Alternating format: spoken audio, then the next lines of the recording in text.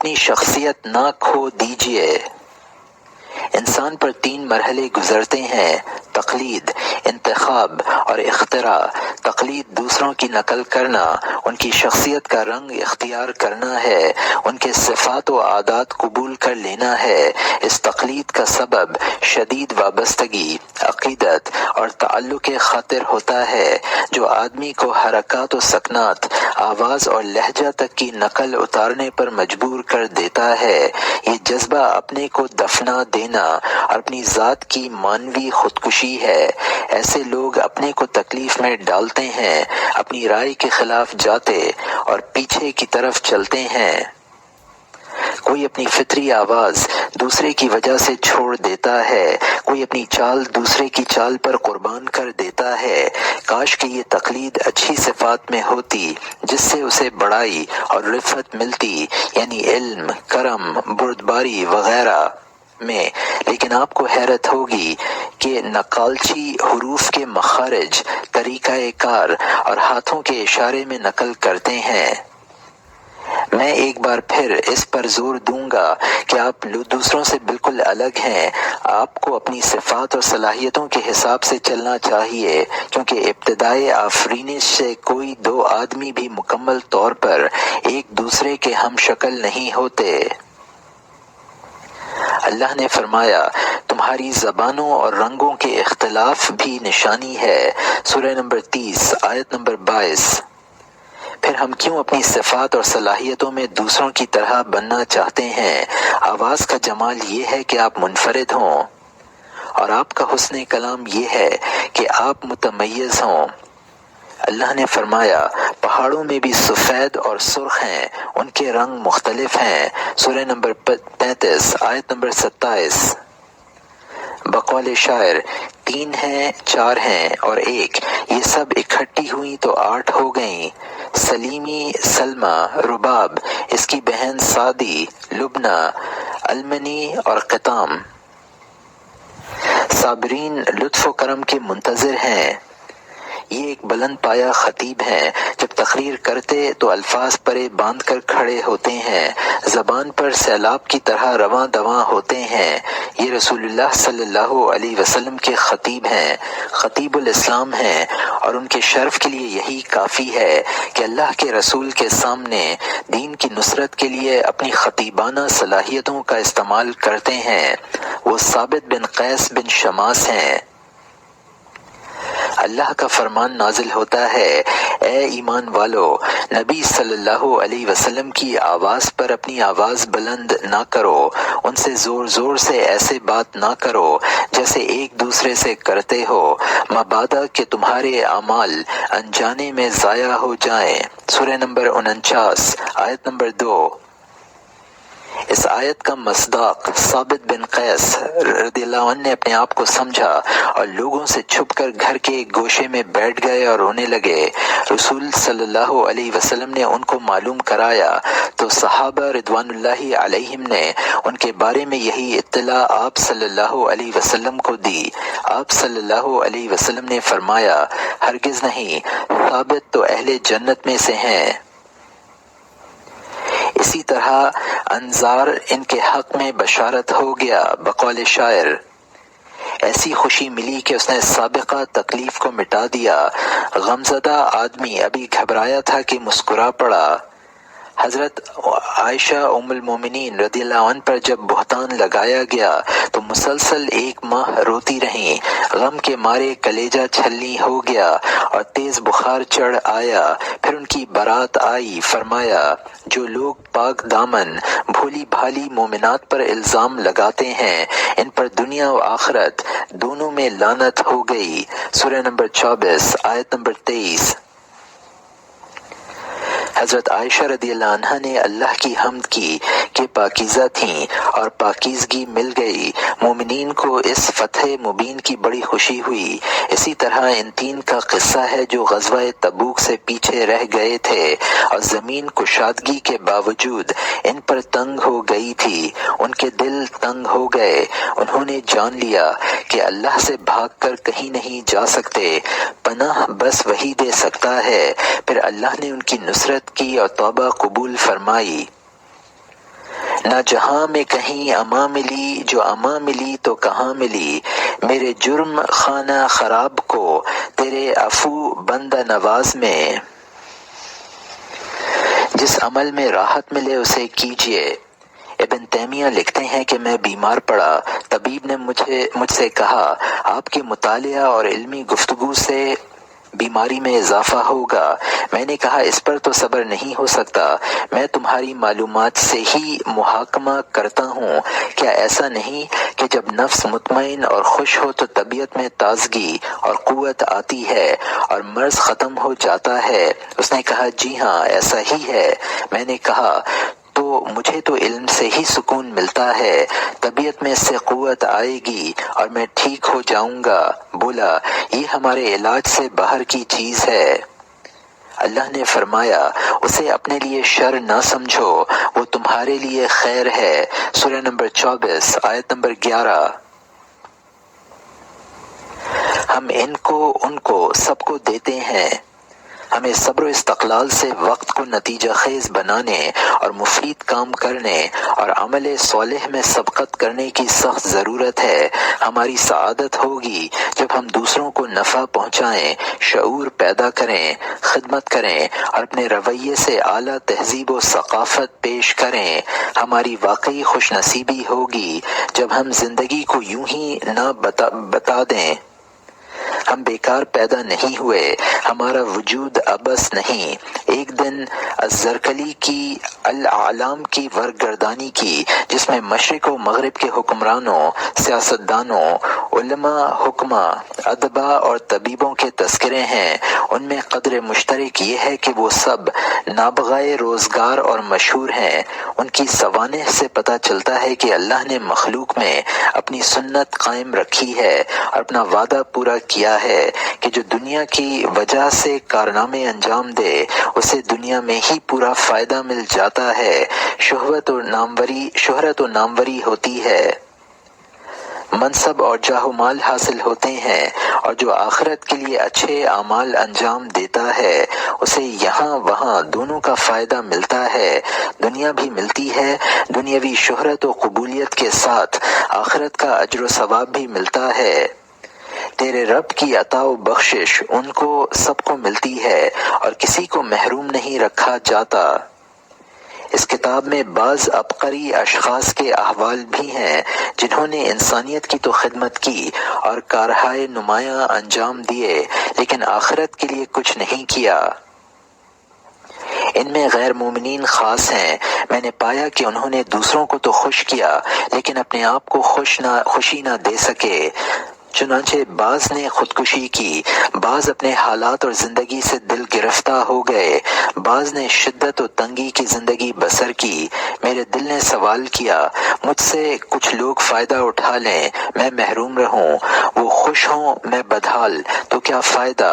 بقول شاعر بہت سوں کو تم نے خوش کر دیا جبکہ تم مغموم ہو، بہت سوں کو ہنسایا جبکہ خود روتے رہے۔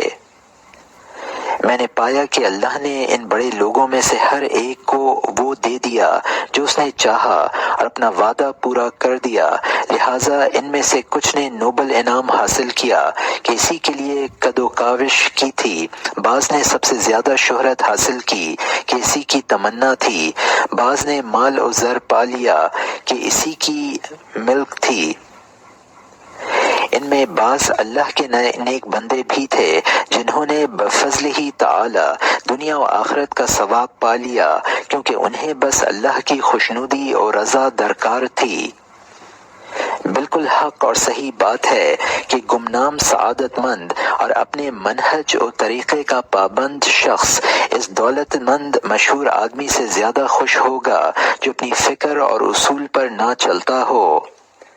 جزیرت العرب کا مسلمان اونٹ چرانے والا اسلام کے باعث ٹالسٹائی جیسے مشہور و معروف ادیب سے زیادہ خوش نصیب ہے کیونکہ پہلے نے زندگی اطمینان و سکون سے گزاری، اسے اپنے انجام کی خبر تھی، اور دوسرے کی زندگی ٹکڑوں میں بٹی تھی، تتر بتر تھی، مقصد ملتا نہ تھا، مستقبل معلوم نہ تھا۔ انسانیت نے سب سے بڑی دوا اور سب سے اہم علاج جو دریافت کیا ہے وہ مسلمان کے پاس ہے، اور وہ قضاء و قدر پر ایمان رکھنا ہے۔ بعض حکما کہتے ہیں جو قضاء و قدر کو نہ مانے وہ زندگی میں خوش نہیں ہو سکتا۔ اس بات کو آپ کے سامنے میں بار بار اور مختلف اسالیب میں پیش کر چکا ہوں۔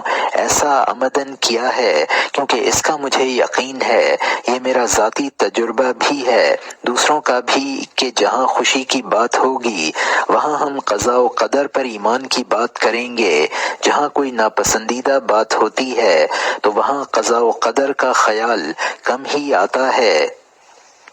اسی لیے ایمانیات میں قضاء و قدر کو ماننا بھی ایک ضروری شرط قرار پائی۔ فرمایا کہ تم اچھی بری اور کڑوی میٹھی ہر طرح کی تقدیر پر بھی ایمان لاؤ۔ اللہ ایمان والوں کے دل کی رہنمائی کرتا ہے۔ قضاء و قدر پر ایمان والا کیسے خوش رہتا ہے اور ایمان نہ رکھنے والا کس طرح شکوک و شبہات کا شکار ہوتا ہے، یہ ایک قصہ سے واضح ہوگا۔ ایک مشہور امریکی مصنف بودلی ہے جس نے صحرا کی آندھی اور دا پروفٹ وغیرہ کتابیں لکھی ہیں۔ 1918 میں اس نے مغربی شمالی افریقہ کو وطن بنا لیا جہاں مسلمان بادیہ نشینوں کے ساتھ رہنا سہنا تھا۔ یہ لوگ روزہ نماز اور ذکر اذکار کے پابند تھے۔ ان کے ساتھ گزارے بعض مشاہدات اس نے لکھے ہیں۔ ایک دن تیز آندھی آئی جس نے صحرا کی ریت اٹھا کر بحر ابیض متوسط پار کر کے فرانس کی وادی اروی میں جا ڈالا۔ آندھی نہایت شدید گرم تھی۔ گرمی کی شدت سے مجھے لگا کہ میرے سر کے بال اکھڑ جائیں گے اور اس کی شدت سے میں پاگل ہو جاؤں گا، لیکن عربوں کو کوئی پرواہ ہی نہ ہوئی۔ انہوں نے کندھے اچکائے اور کہا یہ مقدر کی بات ہے، پھر اپنے کام میں لگ گئے۔ قبیلے کا سردار شیخ بولا کہ ہماری ہر چیز برباد ہو سکتی تھی لیکن الحمدللہ بہت زیادہ نقصان نہیں ہوا۔ اب بھی ہمارے مویشیوں میں 40% باقی ہیں اور ہم ان سے دوبارہ کام کی شروعات کر سکتے ہیں۔ ایک حادثہ اور ہے۔ ایک دن ہم صحرا میں کار سے جا رہے تھے کہ ایک پہیہ خراب ہو گیا۔ ڈرائیور احتیاطی پہیہ رکھنا بھول گیا تھا۔ اب مجھے غصہ بھی آیا اور فکر بھی لاحق ہوئی۔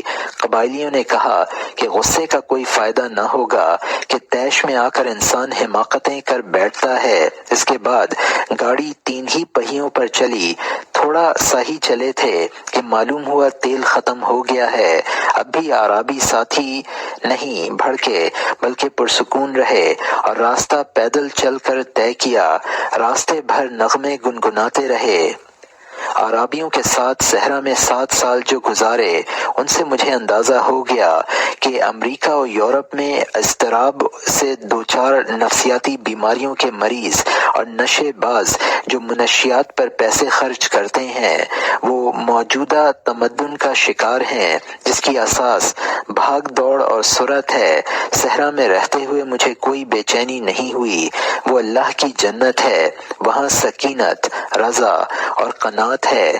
اگرچہ بہت سے لوگ عرابیوں کے عقیدہ جبر و قدر کا مذاق اڑاتے ہیں، لیکن کون جانتا ہے کہ یہ عرابی ہی حقیقت کو پا گئے ہوں، کیونکہ جب میں زندگی کی یادیں حافظہ میں تازہ کرتا ہوں تو احساس ہوتا ہے کہ وہ مختلف حادثوں اور واقعات سے پر ہے جو وہم و گمان میں بھی نہیں آتے تھے۔ عرابی اس کو قضاء و قدر یا قسمت کہتے ہیں۔ اب آپ ان کو کچھ بھی نام دے سکتے ہیں۔ خلاصہ یہ ہے کہ صحرا کو چھوڑے 17 سال ہو گئے، لیکن میرا اب تک تقدیر کے بارے میں وہی موقف ہے جو عربوں کا تھا۔ چنانچہ حوادث کا سامنا میں اطمینان و سکون سے کرتا ہوں۔ عربوں سے جو عادات سیکھیں وہ اعصاب کو سکون دینے میں مسکن دواؤں اور جڑی بوٹیوں سے بھی زیادہ کامیاب ہیں۔ صحرائی عربوں کو یہ تعلیم محمد صلی اللہ علیہ وسلم سے ملی ہے۔ مشکات نبوت کی اس تعلیم کا خلاصہ لوگوں کو حیرانی اور تاریکیوں سے نکال کر روشنی میں لانا، ان کے سر سے مٹی جھاڑنا، ان کے بوجھ اور بیڑیاں اتار پھینکنا ہی ہے۔ رسول اکرم صلی اللہ علیہ وسلم جو وثیقہ لے کر آئے اس میں سکون و اطمینان کا راز چھپا ہے، ناکامی سے بچانے کے طریقے ہیں، تقدیر کا اعتراف، حق پر عمل، مقصد تک پہنچنا، نجات کی کوشش اور جدوجہد کرنے پر ابھارنا ہے۔ یہ ربانی مشن اس لیے آیا کہ کائنات میں انسان کا مقام متعین کرنے، دل کو سکون اور قلب کو اطمینان دے، رنج و فکر ختم کرے، عمل و اخلاق کا تزکیہ کر دے، تاکہ ہم اور آپ ایک مثالی بندے بن جائیں جو غایت وجود سے واقف ہوتا ہے۔ منہج اعتدال۔ اللہ تبارک و تعالی نے فرمایا، اسی طرح ہم نے تم کو امت وسط بنایا ہے۔ سورہ نمبر 2 آیت نمبر 143۔ سعادت اعتدال میں ہے، غلو زیادتی اور افراط و تفریط میں نہیں۔ وسطیت ایک قابل تعریف منہج ہے جو بندے کو افراط و تفریط سے روکتا ہے۔ وسطیت یعنی بیچ میں رہنا اسلام کے خصائص میں سے ہے۔ یہودیت اور نصرانیت دونوں کے بیچ اسلام اعتدال کا راستہ ہے۔ یہودیت میں صرف علم ہے، عمل نہیں۔ نصرانیوں میں عبادت میں غلو ہے، علم و دلیل نہیں۔ جبکہ اسلام علم و عمل، جسم و روح اور عقل و نقل سب کا حامل ہے۔ وسطیت سے زندگی میں خوشگواری آئے گی، عبادت میں اعتدال ہو کہ جسم کو عبادت میں نہ گھلائیں، کیونکہ اس سے مداومت اور نشاط کا خاتمہ ہو جائے گا۔ ایسے خشک بھی نہ بنے کہ نوافل چھوڑ دیں، فرائض میں کوتاہی ہو اور ٹال مٹول کی عادت پڑ جائے۔ انفاق میں بھی اعتدال ہو، مال ضائع نہ کریں، آمدنی کو یوں ہی نہ اڑائیں کہ غریب و لاچار ہو کر رہ جائیں۔ تنگ دلی اور بخل سے بھی کام نہ لیں کہ ملامت و محرومی حصے میں آئے۔ اخلاق میں بھی اعتدال ہو، نہ زیادہ سنجیدگی، نہ حد سے زیادہ نرمی، نہ ترش روی، نہ بے پناہ ہنسی ٹھٹا، نہ حد سے زیادہ تنہائی اور نہ فضول قسم کا اختلاط۔ چیزوں کے لینے اور حکم لگانے میں اور دوسروں سے معاملات کرنے میں یہی منہج اعتدال ہے۔ اس میں نہ زیادتی کی اجازت ہے، جس میں اقدار کو نہ ناپا جائے، نہ کمی کی گنجائش ہے جس سے خیر کی جڑ مرجھا جائے۔ زیادتی اسراف ہے، کمی میں جفا ہے۔ اللہ نے فرمایا، پس اللہ نے اہل ایمان کو جس حق میں وہ اختلاف کر رہے تھے صحیح راستہ بتایا، وہ جسے چاہتا ہے صراط مستقیم کی ہدایت دیتا ہے۔ سورہ نمبر 2 آیت نمبر 213۔ نیکی دونوں انتہاؤں کے بیچ ہے، یعنی افراط اور تفریط کے درمیان، غلو اور کمی کے درمیان، یعنی حق دو باطلوں کے درمیان ہے۔ زیادتی اور نقص، طہور اور بزدلی کے بیچ میں سعادت ہے۔ نہ یہ نہ وہ۔ مطرف بن عبداللہ کہتے ہیں، سواری کو اتنا تیز دوڑانا کہ سوار اور سواری کو نقصان پہنچے سب سے بری چال ہے۔ حدیث میں آیا ہے، سب سے برا نگراں وہ ہے جو توڑ پھوڑ مچائے، یعنی وہ ذمہ دار جو اپنے گھر یا دوسری ذمہ داری میں زیادتی سے کام لے۔ کرم، اسراف اور بخل کے درمیان کی حالت ہے۔ شجاعت بزدلی اور طہور کے بیچ ہے۔ بردباری وہ ہے جو حدت اور برودت ذہنی کے درمیان ہے۔ ترش روی اور ٹھٹے کے بیچ میں مسکراہٹ ہے۔ صبر سختی اور جزا فضا کے درمیان ہے۔ غلو کا علاج یہ ہے کہ اس میں تخفیف کی جائے اور اس کے گرم شعلے کو ٹھنڈا کیا جائے۔ جفا کی دوا مضبوط، ارادہ امید کی کرن اور ہمت مردانہ ہے۔ ہمیں صراط مستقیم کی ہدایت دے، ان کے راستے کی جن پر تو نے انعام کیا، ان کی نہیں جن پر تیرا غضب ہوا، اور نہ ان کی جو گمراہی میں ہیں۔ اہدنا الصراط المستقیم صراط الذین انعمت علیہم غیر المغضوب علیہم ولا الضالین۔ سورہ نمبر 1 آیات 6 سے 7۔ وقفہ، زندگی میں صبر سے مشکل کوئی چیز نہیں۔ محبوب چیز نہ ملے تب صبر، مکروہات کا سامنا ہو تب صبر، بطور خاص جب زمانہ دراز ہو جائے یا کشادگی سے مایوس ہو جائے، ایسی مدت میں زیادہ صبر کی ضرورت ہوتی ہے جو کئی طرح کا ہو سکتا ہے۔ مثلا مصیبت بڑی بھی ہو تب بھی اسے چھوٹا سمجھنا اور یہ خیال کرنا کہ اس سے بڑی مصیبت بھی آ سکتی تھی، جیسے ایک لڑکا مر جائے اور ایک اور ہو جو اس سے بھی زیادہ عزیز ہو۔ اس میں سے یہ ہے کہ دنیا میں اس کے عوض کی امید ہو، اس میں یہ بھی ہے کہ آخرت میں اجر کی امید رکھے، اور یہ بھی کہ دنیا میں لوگ اس کی اچھائی کی تعریف کریں اور اللہ تعالی سے اجر کی بھی امید ہو۔ اسی میں یہ بھی ہے کہ آہوزاری سے کوئی فائدہ نہ ہوگا بلکہ آدمی اور رسوا ہوگا، وغیرہ وغیرہ۔ اس قسم کی بہت سی چیزیں ہیں جن کی رہنمائی فکر و عقل کرتی ہیں۔ صبر کی زاد راہ یہی ہے، اس لیے صابر کو اپنے آپ کو ان میں مشغول کر کے مصیبت کے ایام کاٹنے چاہیے۔ ولی کون ہے؟